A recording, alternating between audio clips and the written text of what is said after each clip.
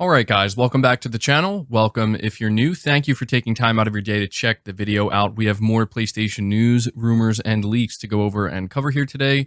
We're talking about the PlayStation Portal and how it's apparently selling out in Japan and at other retailers in the US.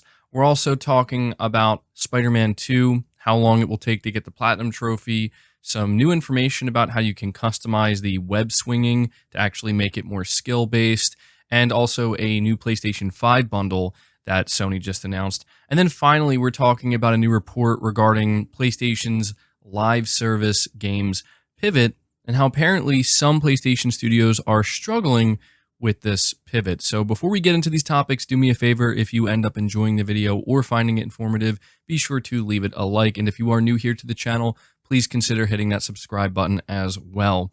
We're starting here talking about the PlayStation Portal. Says here, being reported by PlayStation Lifestyle, Japanese users have taken to social media and gaming forums to report that PlayStation Portal pre-orders have sold out at every major retailer in the country. One retailer has apparently announced a lottery schedule akin to the system introduced by major retailers in Japan when the PS5 launched in limited supply. Japan-based Twitter user Genki Japan, known for sharing gaming market insights from the country, reported that pre-orders were sold out within 12 hours of going live. However, Genki cautioned followers against jumping to conclusions because Japan still has a massive scalping problem with PS5 consoles. They believe that the number of Portal units supplied to Japan may have a role to play in pre-orders selling out so quickly. The latter part of Genki's comments makes sense, especially since PlayStation Portal can be easily pre-ordered via PlayStation Direct in both the UK and USA at the time of this writing. Neither of the two regions are immune to scalpers. That said, some Japanese users have pointed out that handheld gaming is more popular in Japan compared to other regions, possibly explaining the pre-order situation. And it is worth noting that the Portal has sold out on Amazon and at retailers like Best Buy and maybe GameStop. I would have to check that. But the point is, it seems that there is an audience here for this device. It's difficult to determine if, the reason it's sold out in Japan specifically is due to scalping or because there's actually a significant demand. I think this is going to be a niche product no matter what. But, I've come across many people basically explaining that they have a use case for it and they're actually excited to pick one up. So let me know down in the comments below if you are planning to pick up the PlayStation Portal. We're moving on to the next set of topics, which focuses on Spider-Man 2. We have an official announcement from PlayStation where they say the new PlayStation 5 console, Marvel's Spider-Man 2 bundle, will be available starting October 20th. And this is just the basic PS5 bundle where you pick it up and you get a digital copy of Spider-Man 2. This is something that Sony has done with pretty much all of their AAA games that they've launched this generation. We've seen it with Horizon Forbidden West. We saw it with God of War Ragnarok, Ratchet and Clank Rift Apart, and it's something that I suspect we'll continue to see throughout the generation. So there you go. I'm sure this bundle is going to sell extremely well. But continuing to talk about Spider-Man 2, I have an interesting article here from Gaming Bolt where the title reads, Marvel's Spider-Man 2 will let you make swinging more skill-based. Insomniac Games recently confirmed that Marvel's Spider-Man 2 will feature a new option called Swing Steering Assist, allowing players to customize their experience with the open-world title in new ways. Following that, community director James Stevenson has also offered a brief explanation on what exactly this feature will do. Responding to a fan on Twitter, Stevenson said that Swing Assistance isn't one of Marvel Spider-Man 2's vast array of accessibility options, but instead lets you make the game more demanding if that's what you want. By default, Swing Assistance will be set to level 10, the highest possible, though if players want less assistance and want swinging to require more skill and precision, you'll have the option to turn it down as much as you want. Insomniac has also previously confirmed that Marvel Spider-Man 2 will give players the option to enable fall damage. So clearly, those who want the experience to be more challenging and focused on skill-based gameplay will have the ability to customize it to that end. So I thought this was actually some really good news that I haven't seen many people talking about. It's actually clear with this that Insomniac is doing just that. They are allowing players who want a more demanding, a potentially more challenging experience with Spider-Man 2 to be able to access that, to be able to make that happen. These are things that were not available in Spider-Man 2018 remastered and Miles Morales. And I think they're going to be really welcome in Spider-Man 2, something I have seen some people kind of complaining about.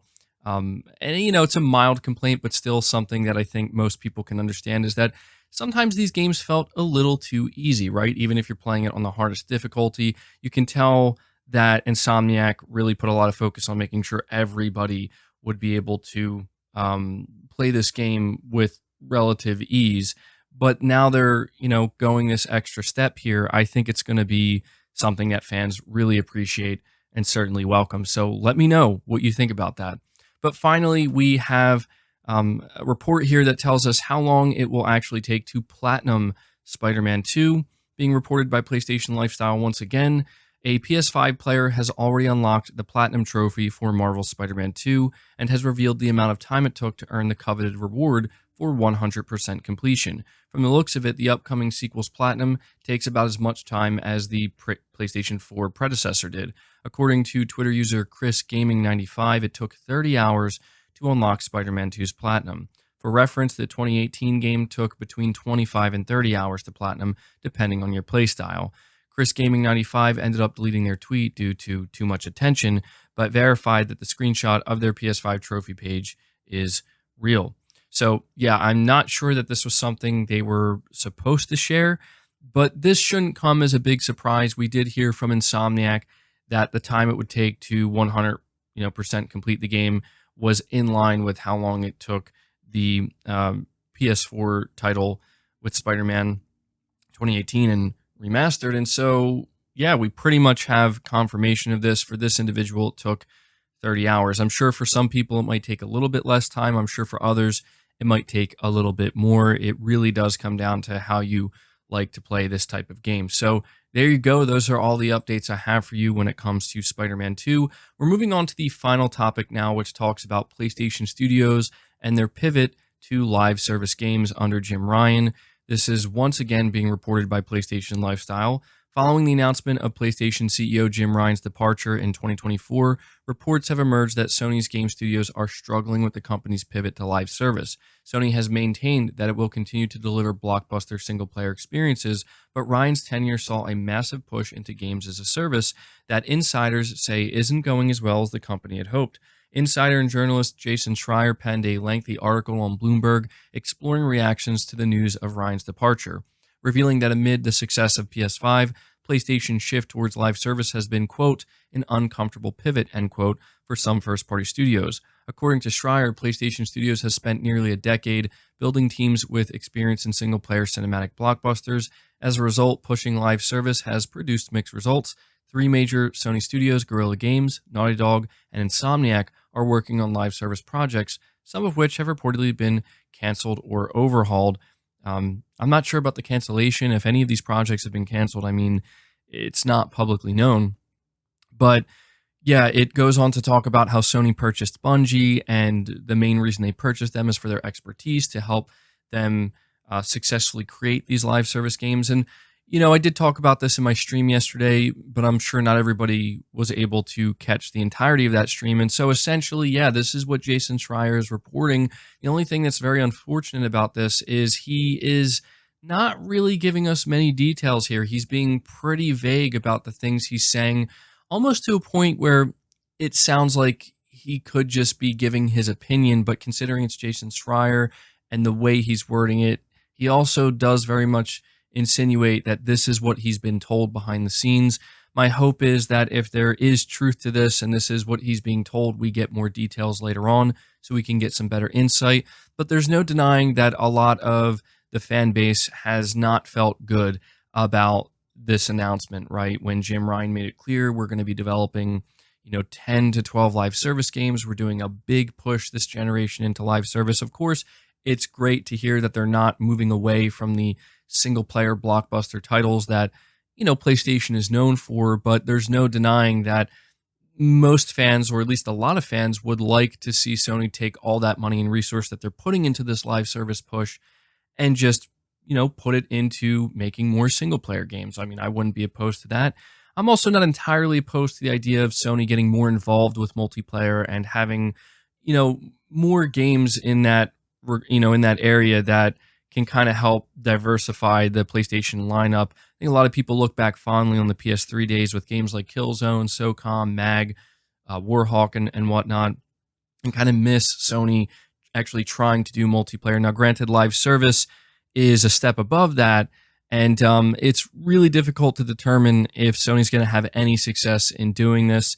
I guess we all just have to kind of be somewhat hopeful that it's not a complete disaster. It could work out really well for them. If it does turn out to be a failure, though, I do think quite a few PlayStation fans would actually welcome that and be okay with that, because it would basically force Sony to have to kind of, double down and triple down on what works for them, which is, single player games. So I can kind of understand why some people are rooting against it. But yeah, this is the closest thing we're getting to some insight into what's going on at PlayStation Studios. It'll be really interesting to see what Sony has to say and what they have to reveal with these live service games in 2024. But that's going to do it for the video, guys. I hope you did enjoy it. I hope you found it informative. Again, if you did, be sure to leave it a like, subscribe to the channel if you're new, hit the bell notification icon, and feel free to share this video out on top of all that. But until next time, guys, take care.